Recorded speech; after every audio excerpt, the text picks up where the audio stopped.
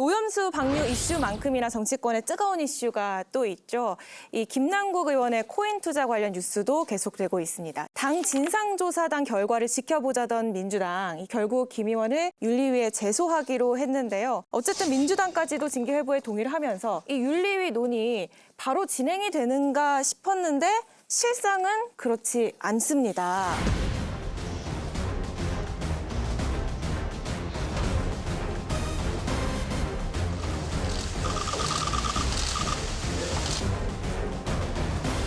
이번 제소 결정은 이재명 당대표의 제안으로 최고위원회 논의를 거쳐 결정된 것입니다. 당의 조사에 상당한 시간이 걸릴 것으로 보여지는 그런 상황에서 지금 더 지체할 수는 없고 윤리위에 제소하는 것이 바람직하다고 판단해서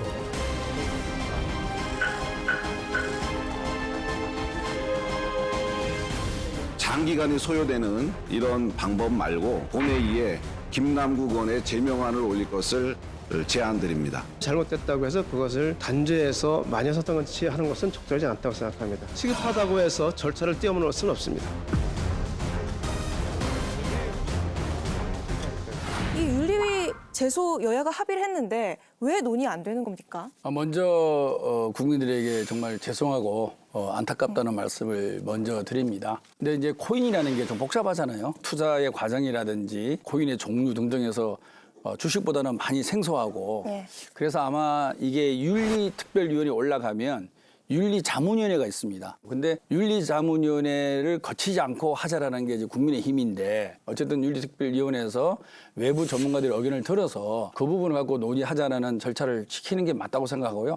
뭐 며칠 늦게 결정이 난다 그래서 국민들이 이 부분을 뭐 국회의원들이 자기 싣고 감싸는 거 아니냐 이런 오해보다는 또 국민들에게 설명할 부분도 있고 또 아마 김남국 의원 입장에 또 억울한 부분도 있을 겁니다. 명백한 논리와 설명은 당사자한테 해주는 것이 우리가 모든 징계에 있어서 과제가 아닌가 그런 생각을 하고 있습니다. 내용이 간단합니다. 김남국 의원이 떳떳하면요. 자금 출처를 내놓으면 돼요. 자신이 있다 그랬잖아요. 자기 자신 모든 걸 전 재산을 걸겠다 그랬잖아요. 해놓고 지금 현재 잠수해버렸어요. 자료 아무것도 안 내놓고. 이중장부가 있으니까 지금 못 내놓는 거 아니에요. 뭐 절차 이런 얘기 하는데 김기현 전 원내대표가 계시죠. 지금 당대표님이신데 검수완박 할 때에 반대했습니다. 그래서 법사위원장 자리에 앉으셨거든요. 그거 갖다가 본회의에 해가지고 출입정지 한 달간 시키셨잖아요. 야당 원내대표가 이 법이 정상적으로 여야가 합의가 되고 토론 과정을 거치지 않으니 좀 천천히 해달라고 의자 앉은 것도 처벌했던 당이 자료도 안 내놓고 거래 내역도 안 내놓는 사람한테 그렇게 관대한 이유가 뭐가 있습니까? 저는 지금 이 들끓고 있는 국민의 분노와 청년들의 이 실망감에 대해서 민주당이 책임져야 한다고 생각을 합니다. 거래소라든지 그다음에 지갑이라든지 이런 과정이 다 블록체인 기술로 연결돼 있지 않습니까? 블록체인 기술의 가장 큰 장점은 유의 변조가 불가능하고 분산을 원장으로 인해서 모든 사람들이 정보를 공유한다는 데 가장 큰 장점이 있는 거예요. 그래서 본인이 이것을 숨기거나 이럴 상황은 저는 불가능하다고 봅니다. 이 김남국 의원 같은 경우는 심각한 문제가 있는 거예요. 어떤 문제가 있느냐. LP라고 그래서 유동성을 공급해가지고 썩은 코인들 있잖아요. 이 정말 제가 표현을 썩은 코인이라고 그러는데 아주 저급한 가치도 없는 코인 같은 경우를 모아가지고 본인이 살 사람 팔 사람 해가지고 이 그라운드를 만들어가지고 중개 수수료를 받은 게 김남국 의원이라고 그러잖아요. 국회의원 이런 거 할 수 있어요? 못 하잖아요. 이 비트코인을 특히 쓰레기 비트코인을 거래를 많이 했는데 여기엔 두 가지 포인트가 있다고 봐요. 하나는 정보를 사전에 알아야 이 쓰레기 코인을 다룰 수가 있잖아요.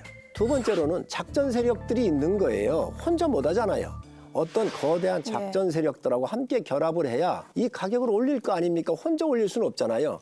그러고 빠지는 거란 말이죠. 그래서 이러한 엄청난 이러한 국회의원으로서 하면 안 되는 범죄가 의심되는 일들을 했는데 여기에 대해서 윤리에 가는 것을 민주당이 반대하고 있다. 국민들이 동의하겠습니까? 윤리에 가는 걸 반대하는 게 아니고요. 저희도 윤리에 제소를 했죠. 또 일부 언론은 보도에 따르면 LP 투자 등등 부분은 분명히 저는 뭐 당연히 비판받고 있어서는 안 될 일이라고 생각합니다.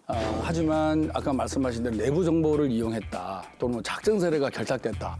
그거는 이제 국민의힘 의원의 주장이거든요. 근데 그거를 저희가 100% 그렇다라고 확신을 하고 뭐 징계를 논하자라는 주장에 대해서는 좀 더 우리가 짚어봐야 된다. 그런데 수사의 영역이거든요.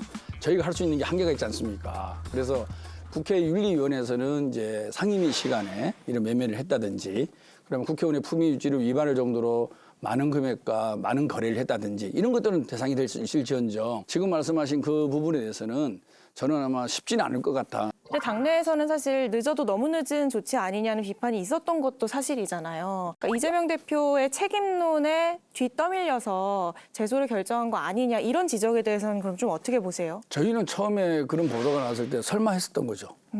솔직히. 예. 그리고 본인의 해명도 하루 이틀 이제 페북을 통해서 했었고 네. 그런 과정 때문에 뭐 며칠 정도 걸렸지 저희가 의원총회나 이런 걸 통해서 나름대로는 빨리 결정하려고 노력을 한 결과다 이런 생각을 하고 있습니다. 지금까지 이것을 미루고 있고 이런저런 이유로 하고 있는 것은 이재명 대표의 최측근이 아니면 이게 되겠습니까? 비명계를 중심으로는 그러니까 당내에서 그런 오해를 피하기 위해서라도 조금 더 엄격한 조치, 뭐 예를 들면 제명 같은 조치가 필요하지 않냐 이런 목소리도 나오거든요. 아직은 정확한 그 팩트를 예. 전체를 알 수는 없는 거잖아요. 네. 일부 이제 상임위 때 거래를 했다. 그거는 본인이 인정했다 그럽니다. 예. 인정했기 때문에 다 이재명 대표가 윤리 감찰을 시킨 거 아니겠어요? 윤리 감찰하라고 시켰고 그리고 당에서도 윤리 제소를 같이 하자. 그래서 하루 있다가 다음 날 제소를 한 거 아니겠습니까? 징계 수위가 4개 있지 않습니까? 예. 징계 수위 가장 높은 게 이제 제명인데 아마 포함해서 집중적으로 논의를 할 거라고 생각하고 있습니다. 이재명 대표, 대권 후보였던 이재명 대표부터가 비리에 연루가 돼가지고 지금 현재 어마어마한 피의자 신분으로 지금 현재 조사를 받고 있잖아요. 이분이 김남국 의원을 제명하라고 할 수 있습니까? 그거는 곧바로 이재명 대표에 대한 공격을 받게 될 거예요. 이재명 대표가. 그렇기 때문에 더더욱 하기가 어렵다고 봐요.